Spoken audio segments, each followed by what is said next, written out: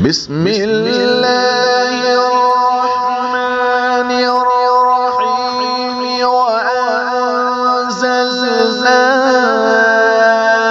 إليك الذكر لتبين للناس ما نزل إليهم ولعلهم يتفكرون.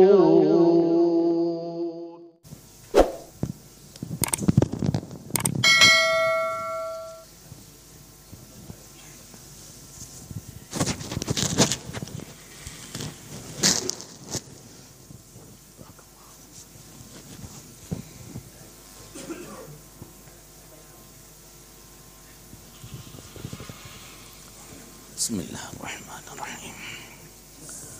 الحمد لله رب العالمين إله الأولين والآخرين، والصلاة والسلام على سيد الأنبياء وأشرف المرسلين سيد الأولين والآخرين محمد وعلى آله وأصحابه أجمعين ومن تبعهم بإحسان إلى يوم الدين. أما بعد، فأعوذ بالله من الشيطان الرجيم. بسم الله الرحمن الرحيم. قل لا أسألكم عليه أجرا إلا المودة في القربى. صدق الله العظيم. قابل احترام بزرگوں اور عزیز دوستو، دعا فرما دیجئے کہ حق تبارک و تعالیٰ اپنے فضل و کرم سے کچھ ایسی باتیں کہلوا دے جو میرے اور آپ سب کے حق میں فائدہ مند ثابت ہوں، اور کہی سنی باتوں پر اللہ رب العزت ہم تمام کو عمل کی توفیق نصیب فرمائے۔ آج تراویح میں 25 پارے انشاءاللہ مکمل ہوں گے۔ 25ویں پارے میں ایک آیت پاک ہے، قل لا اسألکم علیہ اجرا الا المودۃ فی القربى۔ اے نبی، آپ اعلان کر دیجئے، فرما دیجئے، سنا دیجئے ان لوگوں کو کہ لوگوں، میں تم سے کوئی حق کے تبلیغ نہیں مانگتا، تبلیغ کا کوئی بدلہ نہیں مانگتا، اجرت طلب نہیں کرتا، ہاں مگر یہ ہے کہ رشتہ داری کا خیال کر لو۔ مشرکین اور کفار کی عادت یہ تھی کہ حضور پاک صلی اللہ تعالی علیہ وسلم کی بات سننے کو تیار نہیں ہوتے تھے۔ ابھی تو آپ سنانا شروع کرتے کہ بیچ میں سے ہی، درمیان میں سے ہی وہ بات کو کاٹ دیا کرتے تھے اور آپ کو آزار اور تکلیف پہنچانے کے در پہ ہو جاتے تھے۔ سوچے سمجھے بغیر ہی ہاتھ اٹھانے کی کوشش کرتے تھے۔ اس پر قرآن کریم کی آیت نازل ہوئی کہ ٹھیک ہے، آپ لوگ نہیں سنتے، وہ اور بات ہے، مت سنو، نہیں سننا ہے تو، لیکن یہ کہ آپ جو تکلیف پہنچانے کے لیے تیار ہو جاتے ہو، ذرا خیال تو کرو کہ میری اور تمہاری رشتہ داریاں بھی تو ہیں۔ حضور پاک صلی اللہ تعالی علیہ وسلم کی رشتہ داری کا یہ عالم تھا کہ پورے عرب میں، پورے عرب کے لوگ کہیں نہ کہیں سے آپ کے ساتھ رشتہ داری میں جڑتے تھے۔ تو کہا کہ آپ لوگ نہیں سنتے، وہ اور بات ہے، میں آپ سے پیسے بھی طلب نہیں کرتا، لیکن ایک چیز کا خیال کرو کہ کم از کم میں اور تم آپس میں رشتہ دار ہو، رشتہ داری کو نبھانے کے لیے تو کم از کم اپنے ہاتھ کو نیچے رکھو، تکلیفیں مت پہنچایا کرو۔ ایک مطلب تو یہ، اور یہی زیادہ بہتر مطلب لیا ہے۔ دوسرا یہ ہے کہ دیکھو، میں تم سے کوئی بدلہ وصول نہیں کرتا، لیکن ذرا میری رشتہ داریوں کا بھی خیال کرو کہ جو میری آل ہے، میری رشتہ داری ہے، تم ان کے ساتھ اچھا سلوک کرو۔ بہرحال قرآن کریم کی آیت جب نازل ہوئی تو حضور پاک صلی اللہ تعالی علیہ وسلم نے اعلان کیا، حضرات صحابہ کرام رضوان اللہ تعالی علیہم اجمعین کا یہ کہنا ہے کہ عرب کی ہر فیملی، ہر قبیلہ کہیں نہ کہیں سے جا کر اللہ کے نبی صلی اللہ تعالی علیہ وسلم سے جا کر مل جاتا ہے، اسی لیے اس کی دہائی دی گئی اور آواز دیا گیا کہ ذرا عقل پکڑو، خیال کرو، جو رشتہ دار آپس میں ایک دوسرے کے ساتھ سلوک کرتے ہیں کم از کم وہ تم لوگ میرے ساتھ سلوک کرو۔ اللہ کے نبی صلی اللہ تعالی علیہ وسلم کو تکلیف پہنچانا باقاعدہ یہ وہ اس کے متعلق تو قرآن کریم کے دوسرے پارے میں آیا ہے۔ یہاں پر علماء نے نبی پاک صلی اللہ تعالی علیہ وسلم کی آل کے ساتھ، آپ کے رشتہ داروں کے ساتھ، جس کو عام طور پر ہم سادات کہتے ہیں، ان کے ساتھ کیا سلوک ہونا چاہیے باقاعدہ اس پر کتابیں لکھی ہے۔ اسی آیت کو انہوں نے موضوع بنایا ہے، مضمون بنایا ہے کہ نبی اکرم صلی اللہ تعالی علیہ وسلم کی آل، اہل بیت، ان کے ساتھ کیا سلوک ہونا چاہیے۔ قرآن کریم میں نبی کریم صلی اللہ تعالی علیہ وسلم کے اہل بیت کے ساتھ باقاعدہ سلوک کرنے کی تاکید فرمائی گئی۔ انما یرید اللہ لیذھب عنکم الرجس اہل البیت، اہل بیت سے کون مراد ہے؟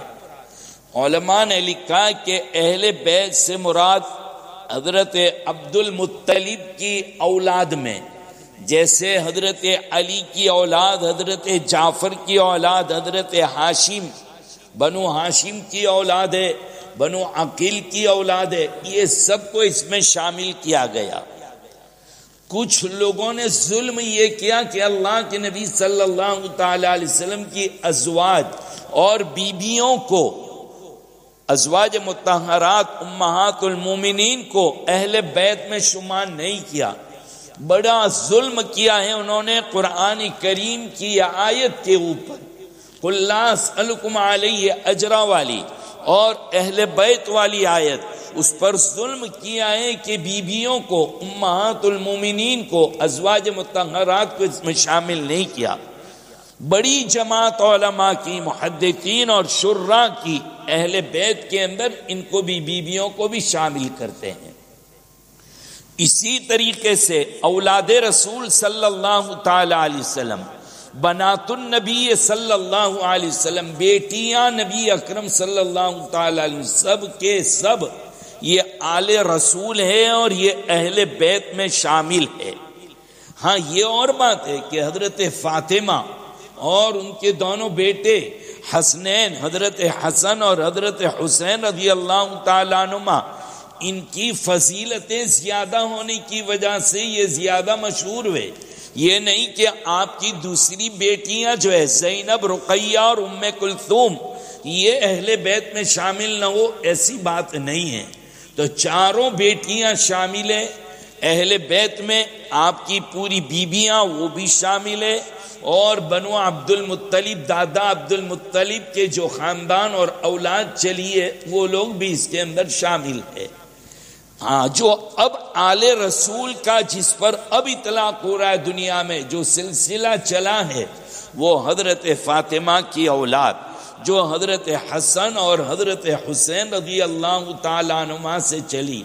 ہماری یہاں جس کو سادات کہتے ہیں باقاعدہ، وہ سادات، ان کی فضیلت حدیث میں اور اسی طریقے سے قرآن کی آیات میں اور واقعات کے ذریعے سے بے شمار ہے۔ حضرات صحابہ کرام بھی آل رسول سے، حضرت حسنین سے بہت محبت فرمایا کرتے تھے۔ ایک مرتبہ صدیق اکبر رضی اللہ تعالی نماز پڑھ کر نکلے تو دیکھا حضرت حسن کھیل رہے تھے، ان کو دیکھ کے فوراً اٹھا لیا، سر پہ بٹھایا اور فرمایا کہ او ہو شبیہ النبی صلی اللہ علیہ وسلم، نبی پاک صلی اللہ علیہ وسلم جیسا لگتا ہے، حضور کی مشابہت تیرے میں معلوم ہوتی ہے، تیرا چہرہ ملتا جلتا ہے، یہ کہہ کر چومنے لگے ان کو۔ پھر ایک مرتبہ حضرت ابو ہریرہ رضی اللہ تعالیٰ عنہ باہر نکلے تو حضرت حسین کو دیکھا، امام حسین کو دیکھا، اور ان کو دیکھ کر کہا کہ کپڑا ہٹاؤ پیٹ پر سے۔ کہا چچا کیا کرو گے؟ کہا کہ جہاں نبی پاک صلی اللہ علیہ وسلم نے نانا جی نے بوسا دیا تھا، چوما تھا، وہ جگہ بتاؤ، میں بھی چومنا چاہتا ہوں۔ یہ کہہ کر ابو ہریرہ نے ان کا کپڑا ہٹایا اور جہاں نبی کریم صلی اللہ تعالی علیہ وسلم نے بوسا دیا تھا، ابو ہریرہ رضی اللہ تعالی عنہ نے بھی انہیں بوسا دیا۔ صحابہ کرام اتنی محبت کرتے تھے حضرات حسنین سے، حضرت حسن اور حضرت حسین دونوں سے خوب محبت فرماتے۔ نبی اکرم صلی اللہ تعالی علیہ وسلم نے فرمایا اذکرکم اللہ، او لوگو میں تمہیں اللہ کے نام کا واسطہ دیتا ہوں کہ میرے اہل سے، میرے اہل بیت سے تم محبت کیا کرو، ان کے معاملے میں اللہ سے ڈرو۔ بے شمار حدیث مولانا مرغوب صاحب لاجپوری رحمت اللہ علیہ انہوں نے باقاعدہ 60-70 احادیث جمع کر دی ہیں نبی کریم صلی اللہ تعالی علیہ وسلم کی آل کے بارے میں، اہل بیت کے بارے میں جو سلوک کرنے کی تاکید کی گئی ہے۔ کئی احادیث سے سب کا یہی خلاصہ ہے کہ اہل بیت کے معاملے میں اللہ سے ڈرو۔ ایک دور تھا، ایک زمانہ تھا کہ سادات کے معاملے میں بہت زیادہ لوگ احتیاط برتتے تھے۔ دیکھیے سید کیسا بھی ہے، بس یہ کہ خاندان نبوت سے اس کا تعلق ہے، ہمیں مکلف بنایا گیا کہ ہم اس کا ادب اور احترام کریں۔ وہ گناہ کرتا ہے، چوری کرتا ہے، کچھ اور الٹے سیدھے کام کرتا ہے، وہ گناہ اس کے ایک طرف ہے، اور یہ جو ہے خاندان کا اثر، حضور پاک صلی اللہ تعالی علیہ وسلم سے تعلق کا جو اثر ہے وہ الگ ہونا چاہیے۔ ہمارے اکابرین اور بزرگوں میں گزرے حضرت شاہ عبد القادر صاحب دہلوی رحمۃ اللہ علیہ، بڑے علماء میں سے، بڑے اکابرین میں سے۔ حضرت کے متعلق مشہور تھا کہ وہ سادات کا بہت ادب کرتے ہیں، سادات کو بہت تعظیم دیتے ہیں، بلکہ کبھی کبھی تو ان کے تعظیم کرنے سے پتہ چل جاتا ہے کہ یہ سید ہے۔ لوگ اپنی پہچان کروانے کے لیے کہ سچا سید ہے یا نہیں حضرت کے سامنے جاتے۔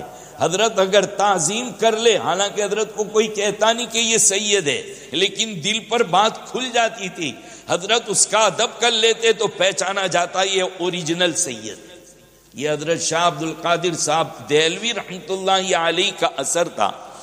وہ یہاں تک کہ شیعوں کے اندر بھی اگر کوئی سید ہوتا، سید ہو کر شیعہ بھی ہوتا، تو اس کا بھی ادب کرتے تھے، اس کی بھی تعظیم کرتے تھے۔ ایک رئیس تھا دہلی کے اندر، اس کو حضرت شاہ صاحب کے لوگوں میں سے کسی نے کہا کہ ہمارے شاہ صاحب جو ہے نا وہ سیدوں کا بہت ادب کرتے ہیں، سیدوں کو بہت تعظیم دیتے ہیں۔ کہا کہ واقعی سچ بات ہے؟ کہا کہ ہم بھی چلیں گے تو حضرت کی یہاں، میں دیکھتا ہوں کہ حضرت میری تعظیم کرتے ہیں کہ نہیں، میری تعظیم کر لیں گے تو مجھے بھی پتہ چل جائے گا کہ میں اصل سید ہوں۔ لہذا کہا کوئی جا کر کہے گا نہیں، ہم چلتے ہیں حضرت کے دربار میں۔ وہ بڑا رئیس مالدار آدمی ہے، اپنے لاؤ لشکر کے ساتھ، سب شیعہ ہیں اس کے اندر، اور یہ بھی ہے شیعہ، اور یہ آ رہے ہیں حضرت کے پاس۔ جیسے ہی قریب آیا حضرت کھڑے ہو گئے، باہر نکلے، اس کی تعظیم کی، ہاتھ پکڑ کے اندر لائے۔ تو کہا حضرت میری تعظیم کیوں کی آپ نے، کیوں کھڑے ہو گئے آپ؟ کہا کہ آپ سید ہیں۔ کہا اچھا حضرت لیکن میں تو شیعہ ہوں۔ کہا شیعہ ہے تو کیا ہو گیا، کوئی حرج کی بات نہیں ہے، شیعہ ہے تو کیا ہوا؟ کہا حضرت میں پھر یہ مشہور کر دوں گا کہ آپ شیعوں کا ادب کرتے ہیں، آپ شیعوں کو احترام دیتے ہیں، میں یہ مشہور کر دوں گا۔ کہا کر دے، کوئی حرج کی بات نہیں ہے، میں نے تو وہ نسبت جو لگی ہے اس کی بنیاد پر سید ہونے کی وجہ سے تیرا ادب کیا ہے۔ اس نے کہا کہ میں توبہ کرتا ہوں اور میں پکا سنی بن جاتا ہوں۔ فوراً توبہ کر کے شیعت سے توبہ کر لی، وہ سنی بن گیا، حتیٰ کہ اس کے ساتھ جتنے آئے تھے سب شیعوں نے توبہ کر لی، سب سنی بن گئے۔ بلکہ اس کی فیملی میں پتہ چلا، برادری میں پتہ چلا، تو کئی دن تک لوگ آتے رہے اور ایمان لاتے رہے، پکے مسلمان سنی بنتے رہے۔ جب اس نے یہ پوچھا کہ حضرت میں تو شیعہ ہوں، آپ میری تعظیم کیوں کرتے؟ تو حضرت نے جواب بہت اچھا دیا، کہا کہ ایک قرآن کا نسخہ ہے، اگر مس پرنٹ ہو گیا ہے، وہ قرآن کا نسخہ مس پرنٹ ہو گیا ہے، یعنی پرنٹنگ کے اندر کوئی گڑبڑ ہو گئی، تو اس کو قرآن کہو گے کہ نہیں کہو گے، یا اس کو پھینک دو گے اٹھا کر؟ زبر زیر کی غلطی ہو گئی، 2-4 آیتیں چھوٹ گئی، مس پرنٹ ہو گیا، تو اس کو بھی تو قرآن کہو گے کہ نہیں کہو گے؟ کہا حضرت بالکل قرآن کہتے ہیں، تو بھی مس پرنٹ ہو گیا ہے، کہا ورنہ تجھے یہ نہیں کہ تجھے سید نہیں کہا جائے گا۔ اس پر اس نے توبہ کر لی، اور سارے کے سارے لوگ جو ہے وہ سید سنی بن گئے، شیعت سے انہوں نے توبہ کر لی۔ یہ حال ہے۔ آپ واقعات کو اگر پڑھیں، ہمارے حضرت جنید بغدادی رحمۃ اللہ علیہ کا نام سنا ہے آپ نے؟ بہت بڑا مقام ہے ان کا، بہت بڑا مقام ہے۔ ان کے گھر میں ایک مرتبہ ایک چور گیا، یہ سن کر کے حضرت بہت بڑے آدمی ہیں، بہت بڑے آدمی ہیں، اس لیے مال بھی بہت زیادہ ہوگا۔ حضرت تو اللہ والے آدمی تھے، غوث، کتب اور ابدال میں آپ کا تذکرہ ذکر ہوتا تھا۔ ابدال کس کو کہتے ہیں؟ دنیا میں 12 ابدال ہوتے ہیں جس کے اوپر کائنات کا نظام چلاتے ہیں اللہ تبارک و تعالی۔ تو جنید بغدادی رحمۃ اللہ علیہ کا اس میں شمار ہوتا تھا۔ تو ایک چور چلا گیا ان کے گھر میں چوری کرنے، لیکن اس کو کیا معلوم تھا کہ ساری دولت کو قربان کر کے یہ بڑے آدمی بنے۔ اب حضرت تو نماز پڑھ رہے تھے، یہ گھر میں گیا تو اس نے دیکھا کہ گھر میں تو کچھ سامان ہی نہیں ہے، کیا چوری کروں گا؟ جانا چاہتا ہے، تو حضرت نے سلام پھرا دیا، تو اس کو یہ لگا کہ حضرت نے دیکھ لیا ہے مجھے، تو یہ چھپ گیا کسی جگہ پر کہ حضرت دوسری رکعت کی نیت باندھے تو پھر میں یہاں سے بھاگ جاؤں گا۔ حضرت بھی نظر ہٹا رہے تھے اس سے کہ کیا دیکھ کر کرے، ہے کیا کہ لے کے جائے گا، بالکل اطمینان تھا حضرت کو۔ لیکن ابھی حضرت رکعت باندھے کہ غیب سے آواز آ رہی گھر میں، جنید چلو مشورہ کرنا ہے، ابدال کا، ایک ابدال کا فلاں جگہ پر انتقال ہو گیا ہے، اب ان کے بدل میں کسی کو ابدال بنانا ہے، اور آپ کی رائے پر موقوف ہے، آپ جس کو کہہ دیں گے اس کو ابدال بنا دیں گے۔ اتنا سننا تھا کہ حضرت جنید بغدادی رحمۃ اللہ علیہ کی طبیعت پر کیفیت طاری ہو گئی، وجد طاری ہو گیا، ایک دم تیزی کے ساتھ اٹھے، جذبات میں کھڑے ہوئے، اور وہ چور جو کھڑا تھا وہاں جا کے سامنے کھڑے ہو گئے، توجہ ڈالی اس پر، اس کا ہاتھ پکڑا، کہا لے جاؤ اس کو بنا دو ابدال۔ یہ ہے اللہ والے کی نظر کا کرشمہ کہ آیا تھا تو چوری کرنے کے لیے، لیکن اللہ والے کی نظر نے پورے اندر سے اس کے حالات ہی تبدیل کر کے رکھ دیے، حالات بدل کر رکھ دیے۔ اللہ والے کی نظر پڑتی ہے، جیسے آپریشن والے وہ کبھی تو چیر پھاڑ کرتے ہیں، اور کبھی تو وہ لائٹ مار کر اندر سے اس کو یہ کرتے ہیں، اس کا آپریشن کر لیتے ہیں، سب کٹ جاتا ہے۔ اللہ والوں کی نگاہیں اتنی مضبوط ہوتی ہے اللہ اللہ کر کے کہ وہ توجہ ڈالتے ہیں تو سامنے والے کی دل کی کیفیت بدل جاتی ہے۔ اتنے اونچے مقام کے تھے یہ جنید بغدادی رحمۃ اللہ علیہ۔ ان کے ماموں کا نام ہے سری سقطی رحمۃ اللہ علیہ۔ یہ جنید بغدادی پہلے پہلوانی کیا کرتے تھے، اور شاہی خاندان کے پہلوان تھے، بادشاہ کے دربار کے پہلوان تھے آپ۔ ایک مرتبہ ایک پتلا دبلا آدمی بادشاہ کے پاس ڈائریکٹ پہنچ گیا اور کہا کہ تمہارے پہلوان سے مجھے کشتی کرنی ہے۔ بادشاہ نے کہا دماغ ٹھکانے تیرا، وہ آدمی تو دیکھ کیسا ہٹا کٹا مضبوط، اور تجھے ہوا مار دے گا، پھونک مار دے گا تو ٹوٹ جائے گا۔ کہا نہیں مجھے لڑنا ہے اس کے ساتھ۔ بہت سمجھایا لیکن ماننے کو تیار نہیں۔ حضرت نے کہا ٹھیک ہے، تاریخ طے کر دی، شہر میں اعلان کروا دیا گیا کہ آج کشتی ہوگی فلاں جگہ فلاں میدان کے اندر، اور ہمارے پہلوان شاہی پہلوان بادشاہ کا جو پہلوان خصوصی ہے اس کے ساتھ ہوگی۔ اب آگے دونوں پہلوان، جنید بغدادی بھی پہلوان جو تھے وہ آگے میدان میں ہاتھ واتھ بجا رہے، کپڑے وپڑے پہن لیے انہوں نے سب۔ جیسے قریب جائیں ملاقات کریں تو اس پہلوان نے کہہ دیا میں کوئی پہلوان بیلوان نہیں ہوں، کان میں کہہ دیا مصیبت کا مارا ہوا ہوں، سید زادہ ہوں سادات میں سے، سید ہوں، کوئی کاروبار بھی نہیں کر سکتا، حالت بڑی خراب ہے، میں تمہارے پاس آیا ہوں کہ تمہارے ساتھ کشتی لڑو، تم ہار جاؤ میں جیت جاؤں تو مجھے بادشاہ انعام سے نواز دے گا، میں سید زادہ ہوں۔ بس سادات میں اتنا سننا تھا کہ جنید کی حالت بدل گئی۔ کہا کہ ٹھیک، کسی کو پتا نہیں ہے کہ کیا ہو رہا ہے۔ اب پہلی مرتبہ جب کشتی ہوئی تو جنید بغدادی پہلے یوں ایسا ایسا ایکٹنگ کرتے ہوئے دھڑام سے زمین پر گر گئے۔ بادشاہ کا موڈ آف ہو گیا کہ یار ہمارا پہلوان اور ایک دبلے پتلے پہلوان سے ہار رہا ہے۔ کہا دوسری مرتبہ کشتی ہوگی، سیکنڈ ٹائم بھی پھر یہی ہوا، کہا نہیں تیسری مرتبہ ہوگی۔ بادشاہ بہت مایوس ہو گیا، بادشاہ نے بہت انعام دیا، مشہور ہو گیا کہ شاہی پہلوان ہار گیا، شاہی پہلوان ہار گیا، بہت یہاں پر انعام دیا گیا۔ جب سب چلے گئے تو بادشاہ نے بلایا حضرت جنید کو، کہا جنید اصلی بات کیا ہے وہ بتاؤ تم مجھے۔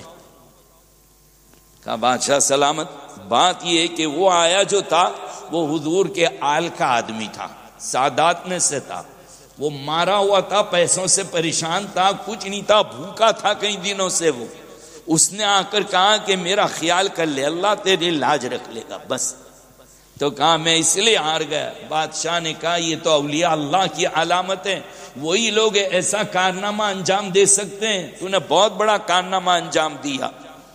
وہ سوئے تو رات کو خواب میں نبی پاک صلی اللہ تعالی علیہ وسلم کی زیارت ہو گئی تو جنید کو کہا جنید قریب آ جاؤ، آج تم نے میرے اوپر بہت بڑا احسان کیا، ایک میرے بیٹے کو، ایک میری آل کے آدمی کے ساتھ تم نے اتنا بڑا کام کیا کہ تم نے ذلتی برداشت کر لی، تم ہار گئے، آؤ جنید نسبتیں منتقل ہو جائے، یہ کہہ کر جنید کو خواب میں دبایا، زور سے دبایا۔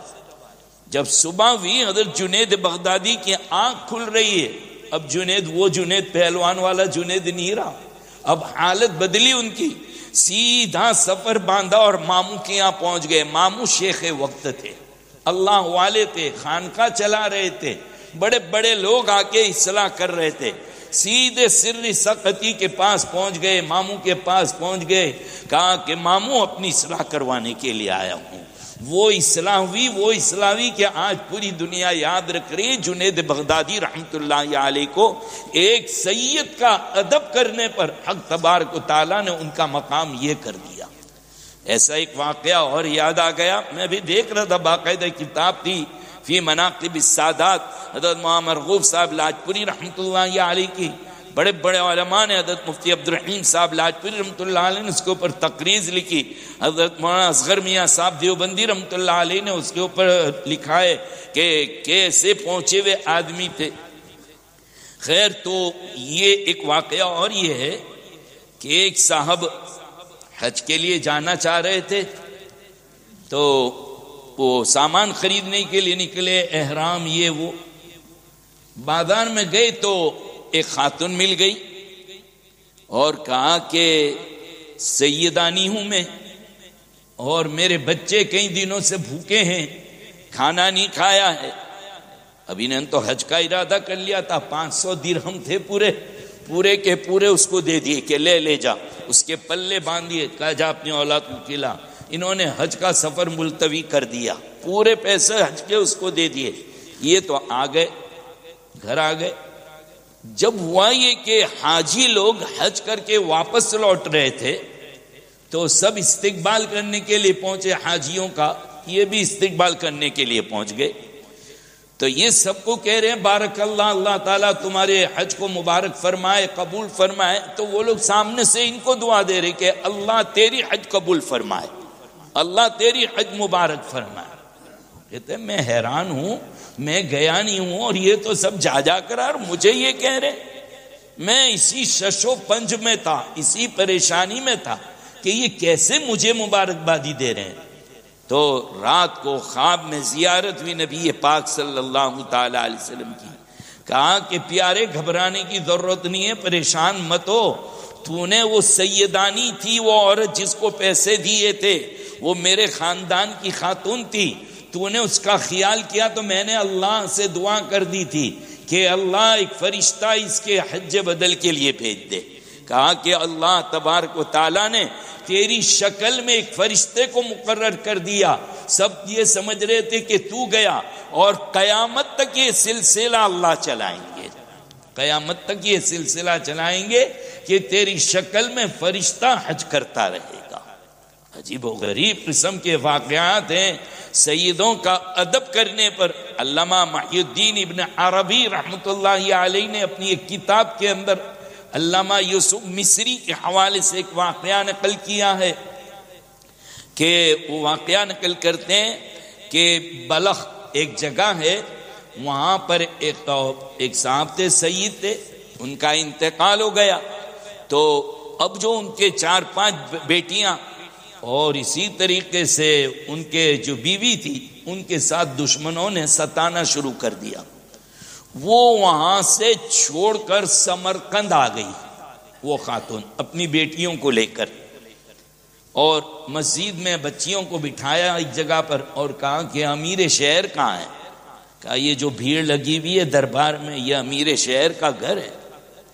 کہا کہ اچھا امیر شہر کا گھر ہے یہ، چلو جا کر کہتی ہے کہ بھئی میں سید ہوں، سید کی بیٹی ہوں، سید کی بیوی ہوں، میری بہت پریشانی ہے، شوہر کا انتقال ہو گیا، دشمن لوگ ستا رہے تھے، اس لیے میں یہاں پر آ گئی ہوں، میری مدد کر دیجئے، کئی دن ہو گئے میرے بچوں نے کھانا نہیں کھایا ہے۔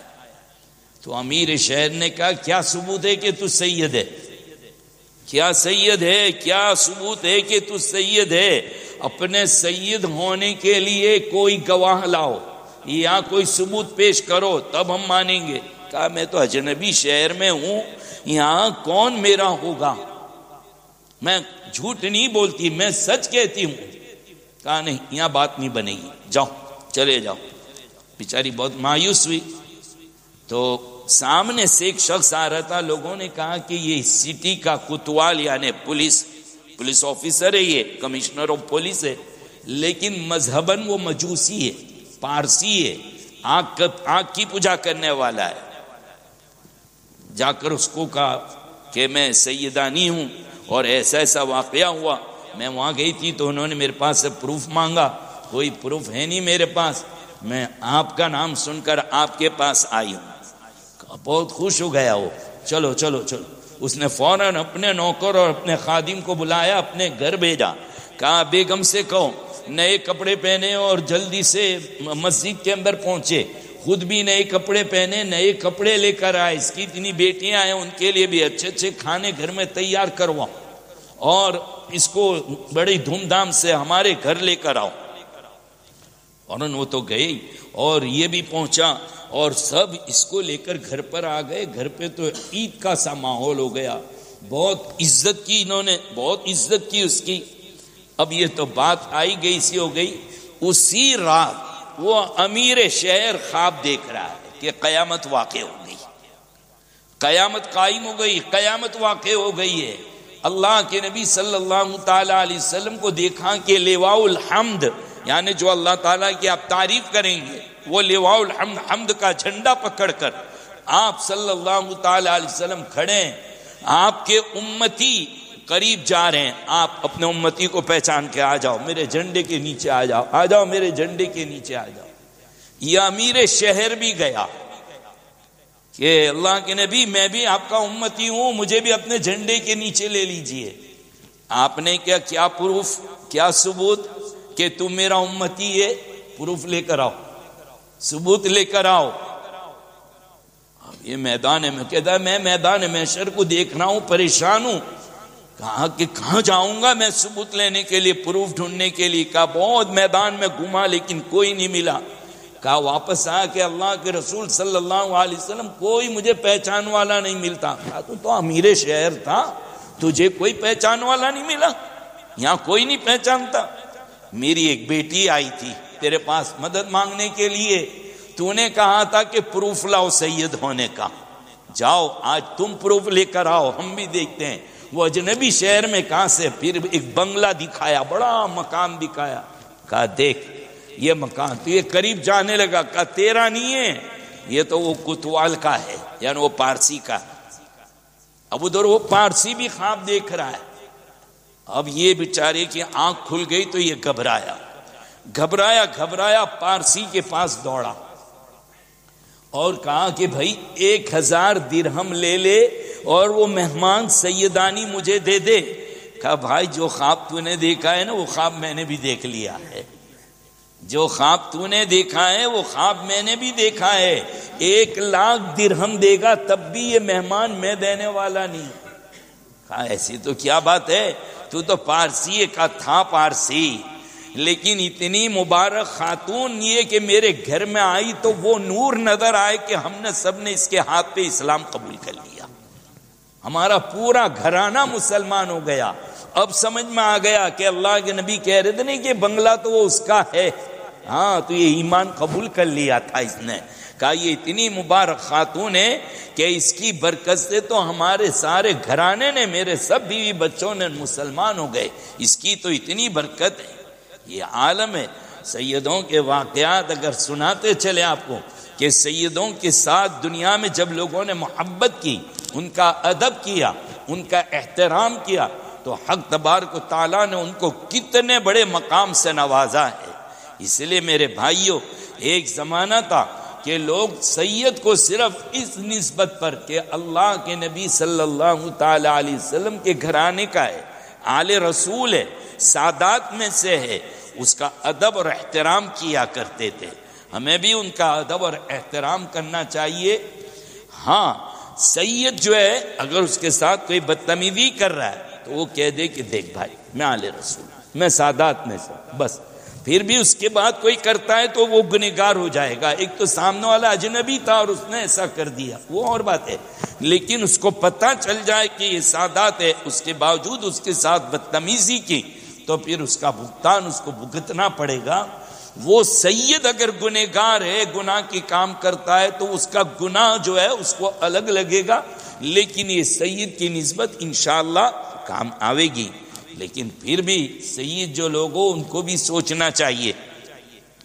اللہ کے نبی صلی اللہ تعالی علیہ وسلم نے بیٹی فاطمہ کو کہا تھا کہ بیٹی فاطمہ ذرا سمجھ کے چلو. دیکھو کہا حضرت نوح علیہ السلام کی نسبت کام نہیں آئی ان کے بیٹے کو اور وہ ڈوب گیا, اور اسی طریقے سے تو میری بیٹی ہے, میری نسبت جہنم کی آگ سے بچانے کے لیے کافی نہیں ہے, میری نسبت جہنم کی آگ سے بچانے کے لیے کافی نہیں ہے. بیٹا تو اپنے اعمال کر کے آنا. آقا تاکید فرما رہے اپنی بیٹی سیدہ فاطمہ الزہرا رضی اللہ تعالیٰ عنہ, آنا کہ فاطمہ سے یہ نسل چلی ہے. کفار مکہ تانا دیا کرتے تھے نبی کریم صلی اللہ تعالی علیہ وسلم کو کہ یہ تو ابتر ہے. ابتر کے معنی دم کٹا ہوا, دم بریدہ, بس اس کے تو کوئی بیٹا نام کا چیز ہی نہیں ہے, یعنی مذکر اولاد, نرینہ اولاد, بیٹا نہیں ہے, بیٹیاں اس کی. اس کا تو جو مشن لے کر آیا ہے وہ ختم ہو جائے گا, وہ چلنے والا نہیں ہے.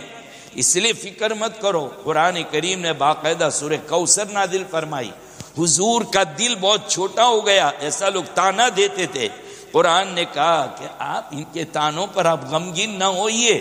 انا اعطینا کل کوثر, ہم نے آپ کو کوثر عطا فرمائی. کوثر کے معنی خیر کثیر, خوب بھلائی کی چیزیں. حوض کوثر بھی بعض لوگوں نے مراد لیا, اور خیر کثیر, بہت زیادہ خیر اور بھلائی ہم نے آپ کو نصیب فرمائی. یعنی ابھی دیکھیں ادھر آ جائیے, اگرچہ ایسا کوئی بیٹا نہیں ہے آپ کا کہ جس سے آپ کی اولاد چلے, لیکن بیٹی سے جو اولاد چلے گی وہ بیٹے پر بھی بھاری ہوگی. آپ کی بیٹی فاطمہ الزہرا رضی اللہ تعالیٰ عنہ بہت محبت تھی اللہ کے نبی کو اپنی بیٹی فاطمہ سے, بہت محبت تھی. کہیں سفر میں جاتے آقا تو سب سے اخیر میں اپنی بیٹی کو جا کر ملتے, یعنی وہاں سے پھر آگے بڑھتے, نکلتے نکلتے جاتے, سب سے اخیر میں بیٹی کو ملتے فاطمہ کو, اور پھر جاتے. اور جب سفر سے آتے تو سب سے پہلے بیٹی فاطمہ کی ملاقات کرتے. اتنی ملاقات اور اتنا پیار اور اتنی محبت تھی حضرت فاطمہ الزہرا رضی اللہ تعالی عنہ سے. انتقال کا وقت آیا اللہ کے نبی صلی اللہ تعالی علیہ وسلم کے, وصال کا وقت آیا تو حضرت فاطمہ رو رہی تھی اپنے ابا کو دیکھ کر کہ میرے ابو جی جا رہے ہیں. تو قریب بلایا, پھر کان میں کچھ کہا, حضرت فاطمہ ہنستی ہو گئی، رونا بند ہو گیا، ہنسنا شروع ہو گیا۔ ادھر وصال ہو گیا اللہ کے نبی صلی اللہ تعالی علیہ وسلم کا۔ ام سلمہ اور حضرت عائشہ وغیرہ نے بلایا، ذرا باپ بیٹی راز کی باتیں تو بتاؤ، دونوں کیا باتیں کر رہے تھے، راز کی کیا؟ ابو نے کان میں کہا، روتی روتی ہنستی ہو گئی۔ حضرت فاطمہ نے کہا کہ میرے ابو نے کہا بیٹا میرے خاندان میں سے، میری فیملی میں سے سب سے پہلے جو مجھے آ کر ملے گا وہ تو ہوگی، یعنی سب سے پہلے انتقال تیرا ہوگا۔ 6 مہینے کے بعد سیدہ فاطمہ کا بھی انتقال ہو گیا، یعنی اللہ کے نبی سب سے آخر میں ملتے تھے اور سب سے پہلے آتے تھے تو ملتے تھے۔ آج یہاں پر بھی یہ کر دیا کہ بیٹی میں تو جا رہا ہوں، سب سے پہلے آئے گی بھی تو تو آئے گی۔ اتنا ادب تھا حضرت فاطمہ الزہرا رضی اللہ تعالیٰ عنہ سے۔ بیٹی بھی ویسی بیٹی تھی، کیسی بیٹی تھی، رات کو عشاء کی نماز اول وقت میں پڑھ لیتی اور 2 رکعت کی نیت باندھ کر کھڑی ہو جاتی، صبح میں سلام پھراتی، 2 رکعت میں پورا قرآن ختم کرتی تھی اور شکایت کرتی تھی اللہ آپ نے رات کتنی چھوٹی بنائی ہے، ابھی تو میں نے 2 ہی رکعت پڑھی تھی کہ گویا صبح ہو گئی ہے۔ چلے میں اور آپ ہوتے تو کیا کہتے ہیں، ہم لوگ تو یہ کہتے ہیں یار آج کل رات بہت چھوٹی ہونے جا رہی ہے، اب ہاں اتنی جلدی ہو رہی ہے کہ یار اب تو رات چھوٹی ہو رہی ہے، اب تو جلدی وہ سمر والی ٹائم چینج ہونے جا رہا ہے آج سے۔ ہم لوگ ہوتے تو یہ کہتے آج تو سونے میں مزہ نہیں آیا، نیند برابر نہیں آئی ہے، اور یہاں دیکھو پوری رات نماز پڑھ رہی ہے۔ اندازہ لگائیے، کم از کم میں نے تو اندازہ لگایا کہ کتنے گھنٹے حضرت فاطمہ نے کھڑی رہی ہوگی۔ میں نے بہت احتیاط کے ساتھ عرب کے حالات اور عرب کی راتوں کو دیکھ کر اندازہ لگایا، کم از کم 9 سے 10 گھنٹے میں 2 رکعت پڑھی حضرت فاطمہ، اور پورا قرآن ختم کر لیا، پورا قرآن۔ یہاں تو قل واللہ شریف سیدھے سے پڑھنے کے ٹھکانے نہیں ہیں۔ ہمارا حال تو بڑا عجیب ہو جاتا ہے، یہ حال ہوتا ہے۔ یہ دیکھیں سیدہ فاطمہ سب سے پہلی وہ خاتون حضرت فاطمہ الزہرا رضی اللہ تعالیٰ عنہ، جب انتقال ہوا تو پہلے وصیت فرما دی کہ رات کے اندھیری میں مجھے دفن کیا جائے، تاکہ زندگی میں تو میرے بدن پر کسی کی نظر نہیں پڑی ہے، مرنے کے وقت بھی کسی کی، مرنے کے بعد بھی کسی کی نظر نہ پڑنے پاؤ۔ اور جب قبر میں رکھے تو کپڑا ڈھانپ دیا جائے، میری قبر کو ڈھانپ دیا جائے تاکہ کسی کی نظر نہ پڑے۔ اس لیے جو عورتوں کے قبرستان، جب قبرستان میں قبر پہ جو کپڑا ڈالنے کا رواج ہے، یہ یہاں سے پڑا۔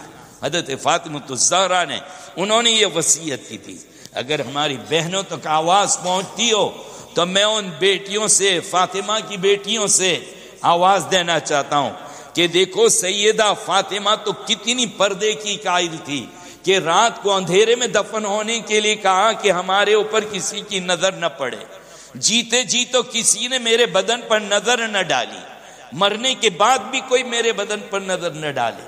میری بہن آج تجھے کیا ہوا، ہماری بیٹیوں کو کیا ہو گیا، اور ہمارے باپ اور بھائی کو سانپ سونگھ گیا ہے کہ وہ ایسے ننگے کپڑے لا کر دیتا ہے، بیٹی ایسے کپڑے پہن کر نکلتی ہے، باپ دیکھ بھی رہا ہے لیکن باپ ایک لولا لنگڑا بچاؤ کرتا ہے۔ مول صاحب کیا کریں گے، یہاں کا قانون ہی کچھ ایسا ہے۔ یہ قیامت کے دن کہہ دینے سے نہیں چھڑ جاؤ گے میرے بھائی، اب نہیں چھڑ جاؤ گے آپ، قیامت کے دن بچاؤ نہیں ہوگا اس کے کہنے سے۔ کیا قانون آیا تو آپ نے تسلیم کر لیا؟ ایسے تو بہت سے گورنمنٹ کے قانون ہیں، کتنے کو آپ تسلیم کرتے ہو؟ ہم مخالفت کرنے کے لیے نہیں کہتے، انہوں نے جب آپ کے ظلم اور تشدد کو دیکھا ہوگا تبھی انہوں نے یہ قانون بنایا۔ جیسے کہ شروع اسلام کے اندر بیوی کو مارنے کی اجازت نہیں تھی، لیکن جب بیویاں سینگ دکھانے لگی، اللہ کے نبی نے کہا، قرآن کریم کی آیت آئی کہ وَضْرِبُوهُنَّ، مارو ان کو۔ مرد حضرات خوش ہو گئے، ڈنڈے لے کے ٹھکائی کرنے لگے، شکایت آنے لگی اللہ کے نبی صلی اللہ تعالی علیہ وسلم کے پاس۔ آقا نے فرمایا کہ کانچ کے برتن کو توڑ دینا یہ بھی کوئی بہادری کی بات ہے؟ مارنے کا ڈھنگ اور طریقہ بتلایا کہ مارنے سے مراد مارنے کی ایکٹنگ کرنا ہے، مارنا نہیں ہے۔ صرف جیسے بچے کو ڈراتے ہیں نا کہ مارو گا نہیں، وہ بچہ روتا ہو جاتا ہے۔ تمہارا رعب بھی اتنا ہونا چاہیے، تمہارے تو رعب کے ٹھکانے نہیں ہے۔ تم گالیاں بولتے ہو، غصہ کرتے ہو تو وہ بھی کہتے ہیں چلائے گا کم بہت، بوڑھا کرے گا کیا کر کر کے کرے گا کیا؟ یہ ہمارے رعب کا حال ہو گیا، ہم نے اپنا رعب ہی باقی نہیں رکھا ہے۔ اگر ہم شریعت پر چلتے تو ہمارا رعب باقی رہتا۔ ماننا پڑے گا مجھے اور آپ کو کہ ہم نے خود شریعت کے نقصان کروایا۔ ہم ہماری چھوٹی چھوٹی بیٹیوں کو ایسے برہنہ کپڑے لا کر دیتے ہیں، جو باپ اندر جوان ہیں، بوڑھے ہیں، دادا ہے، نانا ہے، سب سے کہتا ہوں آج کل کے وہ بالکل بدن سے چپکے ہوئے کپڑے، بہت اپنی بیٹیوں کو بچا لو، ورنہ آئندہ زمانے میں ان کو مرتد ہونے سے کوئی نہیں بچا سکے گا، مرتد ہونے سے کوئی بچائے گا نہیں ان کو۔ یہ ارتداد کی طرف تم دھکا مار رہے ہو، ان کو غیروں کے کپڑے پہنا دیے، اس کو بتلا دیا کہ دیکھو غیروں کے قانون میں کتنی مزہ ہے، آزادی ہے، اس کو تم نے دھکا مار کے مرتد بنایا۔ پھر مرتد ہو جائے تو رونے کی ضرورت نہیں ہے، رونے کی ضرورت نہیں ہے، سر پٹکنے کی ضرورت نہیں ہے۔ ہماری بیٹیاں مرتد ہو رہی ہے، ہم نے دھکے مارے ہیں، نہ ہم نے کلمہ پڑھایا، نہ ہم نے دعائیں پڑھائیں۔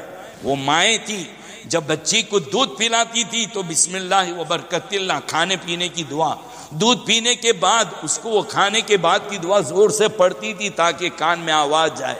نیپی بدلوائے، کپڑے بدلوائے، ماں کپڑے بدلنے کی دعائیں پڑھتی تھی زور زور سے تاکہ بچے کے کان میں آواز جائے۔ ہر ایسی گندی تصویروں سے حفاظت کرتی تھی تاکہ بچے کے اندر اس کے اثرات نہ آوے۔ آج کے دور میں بہت ضروری ہے کہ ایسے کپڑے بچپن سے مت پہناؤ کہ بڑے ہونے کے بعد، جیسے پینٹ ہے یا لیگیز ہے یا ایسے برہنہ کپڑے کہ آقا جس کو یہ فرماتے ہیں رب عاریات قاسیات مائلات ممیلات، کتنی بیٹیاں اور بہویں ایسی ہے کہ جو پہننے کے بعد برہنہ اور ننگی نظر آئے گی۔ اللہ کی لعنت ہے ان پر، پہننے کے باوجود ننگی اور برہنہ آقا نے فرمایا ہے۔ اور آپ دیکھ لیجئے اس حدیث کو لے کر گھر میں جائیے، کیا ایسا ہو رہا ہے اتنا پتلا اور باریک کپڑا کہ باڈی نظر آئے اس میں سے، یہ اس میں شامل ہے، یا کپڑا تو جاڑا پہنا ہوا ہے، موٹا پہنا ہوا ہے، لیکن اتنا فٹ پہنا ہوا ہے کہ پارٹس آف باڈی کا شیپ نظر آتا ہے۔ یا تو پھر کپڑا بھی برابر ہے لیکن کٹا کٹا چھٹا چھٹا، کہیں یہیں سے کٹا، کہیں یہاں سے کٹا، یہیں سے کٹا اور چھٹا، ایسے کپڑے پہننا۔ اللہ کی نبی صلی اللہ تعالی علیہ وسلم نے فرمایا پہننے کے باوجود برہنہ نظر آئے گی، اللہ کی لعنت کی مستحق ہوگی۔ فاطمہ کی بیٹی ہو، ذرا دیکھو تو صحیح، اپنا آئیڈیل بناؤ حضرت فاطمہ الزہرا۔ اس کا مطلب یہ نہیں کہ آپ گھر جا کے ادھم مچا دیں گے، طوفان مچا دیں گے، نہیں، اللہ تعالیٰ نے آپ کو زبان دی ہے، آپ گھر کے بڑے ہیں، لے کر بیٹھو، باتیں مناؤ، سمجھاؤ کہ قیامت کے دن مجھے بھی جواب دینا پڑے گا۔ کتنی زندگی بیٹا بھی آپ کی ہے، کتنی باقی ہے، کچھ نہیں۔ ایمان کی دولت بہت بڑی دولت ہے۔ ہمارے باپ داداؤں نے ہمیں جو روکا تھا آج تک اس کا ہم فائدہ محسوس کرتے ہیں۔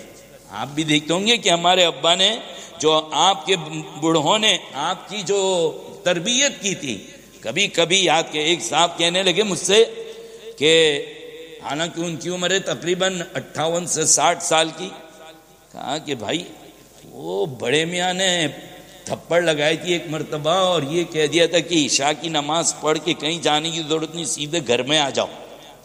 کہا ایسا رعب تھا کہ عشاء کا سلام پھیر کر کبھی کبھی تو سنت ویتر بھی اپنے گھر آ کر پڑھتے تھے، کہیں دیر ہو جاتی 5-7 منٹ فوراً سوالات شروع ہو جاتے، کہاں گئے تھے، کیوں، کس کو پوچھ کر گئے تھے؟ کہا مار پڑتی تھی۔ وہ عادت ایسی تھی کہ باہر گھومنے کا ہی مزاج نہیں بنایا تھا اور سیدھے گھر کے اندر۔ آج کا اس کے فائدے نظر آ رہے ہیں الحمدللہ۔ اور یہ کہنے والا کوئی نہیں میرا چھوٹا بھائی، وہ کہنے لگا کہ والد صاحب نے جو خلیل اپنی تربیت کی تھی وہ تھپڑ ماری تھی، وہ تھپڑ کا آج تک اثر ہے کہ الحمدللہ آج بھی عشاء کی نماز پڑھ کے کہیں جانے کو جی نہیں چاہتا، سیدھے گھر میں جمع ہو جاؤ۔ جب راتوں میں بچے گھومنے والے نہیں بنیں گے، ایسی تربیت ہوگی تو اخلاق کہاں سے بگڑیں گے، عادتیں کہاں سے بگڑے گی؟ یہ تو راتوں کو گھومنے والے بناؤ گے تو عادتیں بگڑے گی۔ اور ہم یہ کہہ دیتے تو بچہ نہیں، تربیت ابھی سے کرو، یہی کچا جب ہے نا، کچا بچہ جب سے تربیت کرو، کمزور درخت ہے ابھی سے پانی ڈالو اور سمجھا کر کہو، ان کو بٹھاؤ، 1 مرتبہ نہیں 10 مرتبہ 25 مرتبہ آپ ان کو لے کر بیٹھیے، ان کو سمجھائیے۔ ایسے کپڑوں میں ہمارے سامنے سے جائیں، ہم توبہ کریں، اللہ سے معافی مانگے، میرے سے کوئی قصور ہوا ہے جس کی وجہ سے یہ نحوست دیکھ رہا ہوں میں، کہیں لقمے میں تو گڑبڑ نہیں آ رہی، اللہ تعالیٰ سے معافی مانگنے کی ضرورت ہے۔ اللہ رب العزت ان کہی سنی باتوں پر ہم تمام کو عمل کی توفیق نصیب فرمائے۔ زندگی باقی رہی تو پھر انشاءاللہ آئندہ سال ملاقات کریں گے۔ کل سے تو انشاءاللہ 3 روز کے لیے مسجد طیبہ کے اندر ہے، لیکن ملاقات تو آپ سے ہوگی انشاءاللہ۔ دعاؤں کی درخواست ہے، دعا فرما لیں۔ بسم اللہ الرحمن الرحیم، الحمد للہ رب العالمین، والصلاة والسلام علی سید المرسلین محمد وعلی آلہ واصحابہ اجمعین۔ یا ارحم الراحمین، یا ارحم الراحمین، یا ارحم الراحمین، یا ذا الجلال والاکرام، یا ذا الجلال والاکرام، یا ذا الجلال والاکرام، یا حی یا قیوم، یا حی یا قیوم، یا حی یا قیوم، یا احد الصمد الذی لم یلد ولم یولد ولم یکن له کفوا احد۔ اللہم لک الحمد حمدا دائما مع دوامک، ولک الحمد حمدا خالدا مع خلودک، ولک الحمد حمدا لا منتہا له دون مشیئتک، ولک الحمد حمدا دائما لا يريد قائله الا رضاک، ولک الحمد حمدا عند طرفۃ عین وتنفس کل نفس۔ اللہم لک الحمد بما ہدیتنا، ولک الحمد بما اکرمتنا، ولک الحمد بما اعطیتنا، ولک الحمد بما منعتنا، ولک الحمد بالاہل والمال، ولک الحمد بالمعافات۔ الہ العالمین، ہم آپ کی تعریف کا حق ادا نہیں کر سکتے، ہم آپ کی وہی تعریف کرتے ہیں جو آپ کو اپنی شایع نشان پسند ہے۔ اے اللہ، ہم سب کی طرف سے نام بنام ہمارے آقا جناب نبی کریم صلی اللہ تعالی علیہ وسلم کو صلاۃ و سلام عطا فرما۔ ہم سب کے نام سے کم از کم زندگی میں ایک مرتبہ اے اللہ بہترین بدلہ عطا فرما، صلاۃ و سلام عطا فرما۔ اللہ ہمارے گناہوں کو معاف فرما۔ اے اللہ، کون کون سے ہم نے گناہ کیے ہیں، کچھ تو یاد کیے ہیں، کچھ تو یاد ہے، کچھ تو بھول گئے۔ اے اللہ، کتنے گناہ تو چھوڑ چکے آپ ہی کی توفیق سے، آپ کے فضل سے۔ اے اللہ، جو گناہ چھوٹ گئے، چھوڑ دیے، آپ نے چھڑوا دیے، اس کو معاف کر دیجئے، اس کو معاف کر دیجئے۔ دوبارہ ہماری زندگی میں نہ آنے پائے سے ہماری حفاظت فرمائیے، اور جن گناہوں میں ابھی ہم ملوث ہیں، ہم مبتلا ہیں، جو گناہ ہو جا رہے ہیں، اے اللہ آپ بچا لیجئے اس سے، آپ حفاظت فرما لیجئے۔ حفاظت فرما کر توبہ کی توفیق عطا فرما کر معاف فرما دیجئے اللہ۔ اللہ ہمارے گناہوں کو معاف فرما، ہمارے والدین کے گناہوں کو معاف فرما، ہمارے بیوی بچوں کے گناہوں کو معاف فرما، بھائی بہنوں کے گناہوں کو معاف فرما۔ اللہ ہمارے اساتذہ کو معاف فرما، اللہ ہمارے شاگردوں کو معاف فرما۔ اے اللہ پوری امت کو معاف فرما، پوری امت کے گناہوں کو معاف فرما۔ دنیا کے حالات، اے اللہ ہم اقرار کرتے ہیں کہ ہمارے گناہوں کی نحوست کا نتیجہ ہے، چاہے ہمارے وطن کے حالات ہو، چاہے مڈل ایسٹ اور عرب کے حالات ہو، چاہے فلسطین کے مظلوموں پر ظلم ہو رہا ہو۔ اے اللہ میں یہ اقرار کرتا ہوں کہ میری نالائقی کا نتیجہ ہے۔ اے اللہ، ہم سب اپنے اپنے گناہوں کا اقرار کرتے ہیں۔ مولا، ہم مجرم ہیں، ہم گنہگار ہیں، معاف کر دیجئے اللہ معاف کر دیجئے نا اللہ۔ اگر آپ نے معاف کر دیا تو آپ کا کچھ بگڑنے والا نہیں ہے۔ اللہ، آپ تو معافی کو پسند کرتے ہیں، اللہ آپ معافی کو پسند کرتے ہیں، معاف کر دیجئے اللہ معافی مانگتے ہیں آپ سے، اللہ ہم آپ سے معافی مانگتے ہیں، معاف کر دو نا اللہ معاف کر دو اللہ۔ ایسی آواز میں ایک بچہ اپنے باپ سے اور اپنی ماں سے کہتا ہے کہ ابو بھول ہو گئی، معاف کر دو۔ اے اللہ، ہم آپ سے کہتے بھول ہو گئی ہے، چوک ہو گئی ہے، مولا معاف کر دیجئے، معاف کر دیجئے اللہ معاف کر دیجئے۔ اے اللہ، اپنی پکڑ سے بچا لیجئے، اپنے عذاب سے بچا لیجئے، اپنی گرفت سے بچا لیجئے، اپنے غصے سے حفاظت فرما لیجئے، اپنی ناراضگی سے حفاظت فرما لیجئے۔ اللہ، آپ ناراض مت ہو جانا، اللہ آپ ناراض مت ہو جانا، اگر آپ ناراض ہو گئے تو ہم کہیں کے نہیں رہیں گے، ہم برباد ہو جائیں گے، ہم ویران ہو جائیں گے۔ اے اللہ بربادی سے حفاظت فرما، ویرانی سے حفاظت فرما۔ اے اللہ ہم بگڑے ہوئوں کو سدھار دے، پیشانی کے بال پکڑ پکڑ کر نیکی کے کام میں لگا دے۔ اے اللہ ہمیں حلال لقمہ نصیب فرما، پاکیزہ کمائی نصیب فرما، آسان کمائی نصیب فرما۔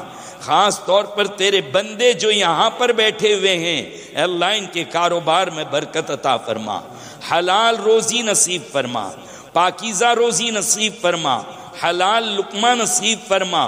وہ لقمہ نصیب فرما دیجئے اللہ جسے کھا کر آپ کی مرضیات پہ چلنا آسان ہو جائے، انوارات پیدا ہو جائیں، تیرے نبی کا عشق پیدا ہو جائیں۔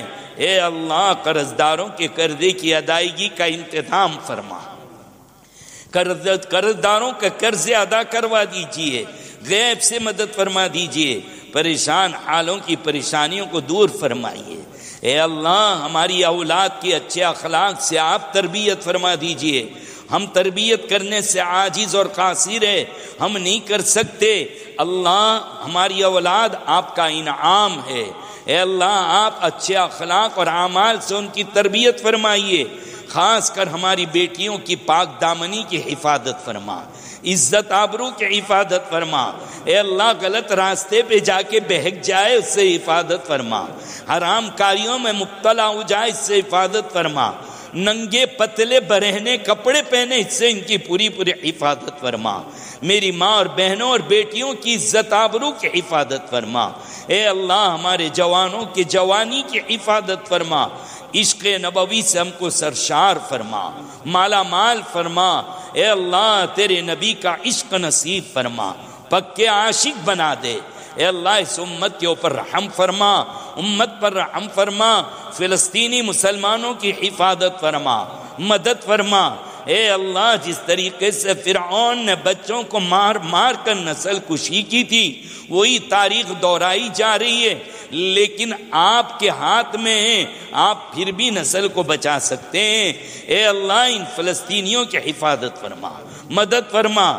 یہ ننگے ہیں ان کو کپڑے پہنا دیجئے، اے اللہ بھوکے ہیں ان کو کھانا کھلا دیجئے، اے اللہ یہ بے گھر ہے ان کو گھر نصیب فرما دیجئے۔ ان کے سر کو ان کے چھت کو لے لیا ہے، ظالموں نے قبضہ کر لیا ہے، تو نمٹ لے اللہ، تو ان کو نمٹ لے، اے اللہ تو ان کو نمٹ لے، اے اللہ تو ان کو سمجھ لے۔ اے اللہ جیسا قرآن میں آپ نے کہا ہے فذرنی ومن یکذب، چھوڑ دو اس کو اور مجھ کو، میں نمٹ لوں گا۔ آج ہم تیرے حوالے کرتے ہیں، تیرے حوالے کرتے ہیں ان ظالموں کو، تو پکڑ لے۔ تو نے قوم عاد کو پکڑا، تو نے قوم ثمود کو پکڑا، اے اللہ کیسی کیسی قوموں کو پکڑا کہ جن کی طاقت کی مثال کوئی نہیں ہے۔ اے اللہ ان کو بھی تو پکڑ لے، ان کو بھی تو نمٹ لے۔ تو نے فرعون کو تباہ کیا، تو نے نمرود کو تباہ کیا، ابو جہل کو برباد کیا۔ اس دور کے ابو جہل، اس دور کے فرعون، اس دور کے نمرود کی بھی اینٹ سے اینٹ بجا دے، تو ان کو بھی اپنی پکڑ میں لے لے، اپنی گرفت میں لے لے۔ ہمیں سچی توبہ کی توفیق نصیب فرما دیجئے۔ اے اللہ یہ جو کچھ قرآن کا سبق پیش کیا گیا یہ آپ کے فضل سے تھا، اے اللہ سننا یہ بھی آپ کی توفیق سے تھا۔ بے بولنے والا بھی عمل اور ہدایت کا محتاج ہے، سننے والے بھی ہدایت کے محتاج ہے۔ ہم سب کو اس پر ہدایت نصیب فرما، ہم سب کو ہدایت نصیب فرما۔ اے اللہ ہماری نسلوں میں حفاظ پیدا فرما، علماء پیدا فرما، قاری بہترین پیدا فرما، نمازی پیدا فرما، اور اے اللہ خاص طور پر یہ مجمع جو بیٹھا ہے ان کے لیے بار بار حرم کی مقبول حاضری مقدر فرما۔ اے اللہ غیب سے انتظام فرما، غیب سے بار بار کی حاضری مقدر فرما۔ مسجد اقصیٰ کے اللہ آزاد فرما کر مرنے سے پہلے اللہ تو نماز ادا کرنے کی توفیق عطا فرما، ہماری دعاؤں کو رد نہ فرما، قبول فرما۔ آج تک جتنی دعائیں مانگی ہے خیر اور بھلائی کی سب قبول فرما لے۔ آقا نے جتنی بھلائی مانگی سب عطا فرما دیجئے، جتنی برائیوں سے پناہ مانگی اس سے پناہ نصیب فرما دیجئے۔ جزا اللہ عنا نبینا محمد ما ہوا اہلو، اللہ ہم سب کو مستجاب الدعوات بنا دیجئے، مقبول دعا والا بنا دیجئے، ہمارے روزے قبول فرما لیجئے، تراویح قبول فرما لیجئے، صدقات زکوٰۃ خیرات قبول فرما لیجئے۔ اے اللہ پسی نا اتفاق اور لڑائیوں کو محبت میں تبدیل کر دیجئے، خاص کر کے رشتہ داروں کے حقوق ادا کرنے کی توفیق عطا فرمائیے۔ اے اللہ سیدوں کے ساتھ سچی محبت نصیب فرمائیے، سادات کا حق ادا کرنے کی توفیق عطا فرما۔ اے اللہ اگر تیرے نبی کی تعلیم یہ ہے کہ سادات پر زکوٰۃ حرام ہے، صدقہ وہ نہیں لے سکتے، اے اللہ زکوٰۃ وہ نہیں لے سکتے، ہمیں اپنا پاک مال ان کی خدمت میں پیش کرنے کی توفیق عطا فرما، پاکیزہ مال سے ان کی مدد کرنے کی توفیق عطا فرما، مدد فرما اللہ، اللہ مدد فرما۔ جزا اللہ عنا نبینا محمد ما هو اہلو، سبحان ربک رب العزت عما یصفون وسلام علی المرسلین والحمد للہ رب العالمین۔